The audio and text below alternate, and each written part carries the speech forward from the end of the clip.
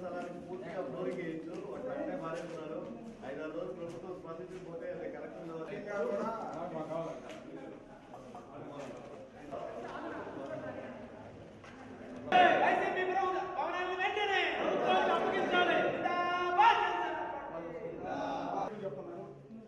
ఇక్కడ స్థానిక పిలుస్తాను. ఇతను చెప్తున్నాడు ఎంత మొత్తం రూమ్ అంతా ఉంది అంటే నైట్ ఎత్తేసారండి. వైసీపీ భవనాలను వెంటనే వైసీపీ భవనాలను వెంటనే జిందాబాద్ జనసేన పార్టీ జిందాబాద్ జనసేన పార్టీ జిందాబాద్ జనసేన పార్టీ వైసీపీ భవనాలను వెంటనే వైసీపీ భవనాలను వెంటనే వైసీపీ భవనాలను వెంటనే ఆడిందే ఆట పాడిందే పాటగా సాగింది వైఎస్ఆర్సీపీ ప్రభుత్వ విధానం. ఎక్కడ చూసినా దోపిడీ, దౌర్జన్యం, దురాక్రమణ ఇదే విధంగా సాగింది. పేదలకు 6 అంకణాల స్థలాలు ఇవ్వడానికి 66 సార్లు ఆలోచించిన ఈ వైసీపీ ప్రభుత్వం అంగరంగ వైభవంగా రాజా ప్రసాదాలను తలపించే విధంగా పెద్ద పెద్ద భవనాలను ఏర్పరచుకుంది. కోట్ల రూపాయల ప్రజాధనాన్ని దుర్వినియోగపరుస్తూ 26 జిల్లాల్లో దాదాపుగా 43 ఎకరాల పైన స్వాధీనం చేసుకొని విలాసవంతమైన భవనాలు కట్టించుకుంది.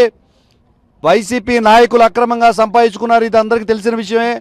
పార్టీకి కూడా దురాక్రమణ చేసి సంపదను మూట కట్టుకోవాలనుకున్న జగన్మోహన్ రెడ్డి గారు ఈరోజు 23 జిల్లాల్లోని ఇలాగ విలాసవంతమైన భవనాలు నిర్మించారు. వీటన్నిటినీ ఎవరికి అప్పచెప్పారా అంటే రామ్కి కన్స్ట్రక్షన్ ప్రభుత్వం తరపున అనకాపల్లి దగ్గర 50 ఎకరాలు ప్రభుత్వం వాళ్ళకి కట్టబెట్టింది. దానిలో 10 ఎకరాలకు మాత్రమే 5 కోట్ల రూపాయలు వాళ్ళకి ఇచ్చింది. పాత రాతి యుగంలో ఉండేది వస్తు మార్పిడి పద్ధతి, వస్తు సేవల మార్పిడి పద్ధతి పూర్తిగా అనాగరికంగా తయారు చేయడానికి జగన్మోహన్ రెడ్డి గారు ఈరోజు ప్రయత్నిస్తున్నారనే దానికి ఇది ఒక నిదర్శనం.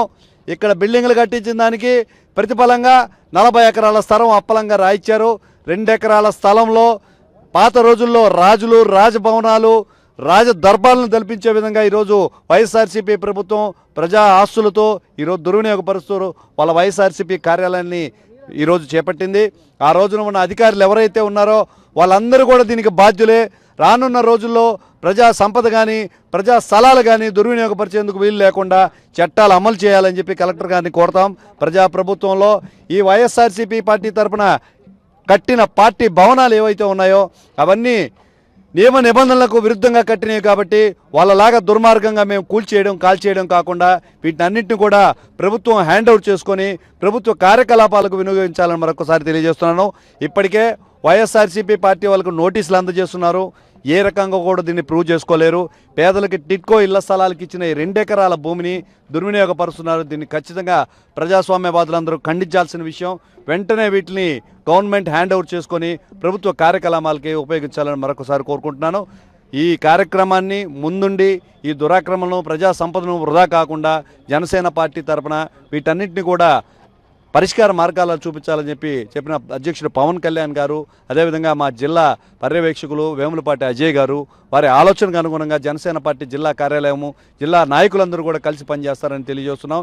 ఈ సమస్య పరిష్కరించే వరకు ప్రజా ఆస్తులంతా కూడా ప్రభుత్వానికి హ్యాండ్ ఓవర్ చేసే వరకు కూడా మేమందరం నిర్మలంగా కృషి చేస్తామని తెలియజేస్తున్నాను.